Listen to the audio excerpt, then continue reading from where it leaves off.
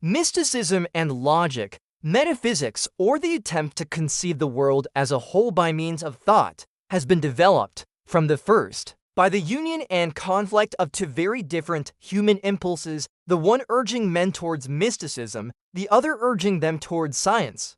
Some men have achieved greatness through one of these impulses alone, others through the other alone. In Hume, for example, the scientific impulse reigns quite unchecked, while in Blake a strong hostility to science coexists with profound mystic insight. But the greatest men who have been philosophers have felt the need both of science and of mysticism. The attempt to harmonize the two was what made their life, and what always must, for all its arduous uncertainty, make philosophy, to some minds, a greater thing than either science or religion. Before attempting an explicit characterization of the scientific and the mystical impulses, I will illustrate them by examples from two philosophers whose greatness lies in the very intimate blending which they achieved.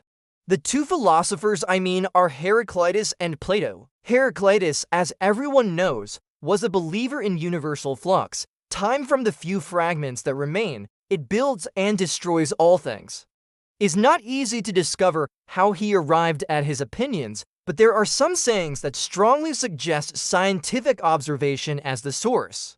The sun is new every the things that can be seen, heard, and learned, he says, are what? This is the language of the empiricist, to whom I prize the most. Observation is the sole guarantee of truth. Day is another fragment. And this opinion, in spite of its paradoxical character, is obviously inspired by scientific reflection and no doubt seemed to him to obviate the difficulty of understanding actual observation must also have suggested to him his central, how the sun can work its way underground from west to east during the night. In combustion we see things change doctrine, that fire is the one permanent substance, of which all visible things are passing phases. Utterly, while their flame and heat rise up into the air and vanish.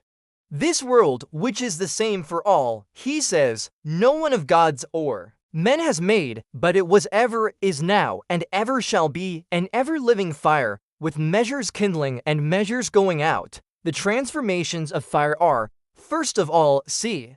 And half of the sea is earth, half whirlwind. This theory, though no longer one which science can accept, is nevertheless scientific in spirit. Science, too, might have inspired the famous saying to which Plato alludes, you cannot step twice into the same rivers. For fresh waters are ever flowing in upon you, but we find also another statement among the extant fragments. We step and do not step into the same rivers. We are and are not.